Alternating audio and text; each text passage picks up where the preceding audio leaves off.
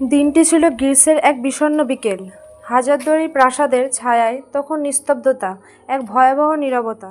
নবাবদের সেই সোনালি দিনগুলো যেন ধীরে ধীরে গলে যাচ্ছিল ইতিহাসের পাতায়। নবাব সিরাজদৌল্লা নেই। তার মৃত্যুর বহু বছর পরও মুর্শিদাবাদের আকাশ যেন ভারী হয়ে আছে তার নিঃশ্বাসে। ব্রিটিশরা তখন পুরো বাংলাকে দখল করে নিয়েছে। নবাবী আমলের শেষ বাকি কিছু দিন কেউ আর ঝলমলে সভা করে না, আর বাজে না রাজবাদের ঢাক। সিন্ধুকে ভরে রাখা সোনা আর গহনাও যেন কোনো মূল্য নেই। শেষ নবাবদের কেউ কেউ কাঁদতেন রাতের আধারে, আমরা হেরে গেছি, শুধু রাজ্য নয়, হারিয়েছি ইতিহাসের গৌরব। হাজারদুয়ারির অলিন্দে এখন শুধু বাতাসের শব্দ। কেউ কেউ বলে রাতে সেই বাতাসে ভেসে আসে কান্নার আওয়াজ। এইভাবে শেষ হয় নবাবী আমলের শেষ অধ্যায়।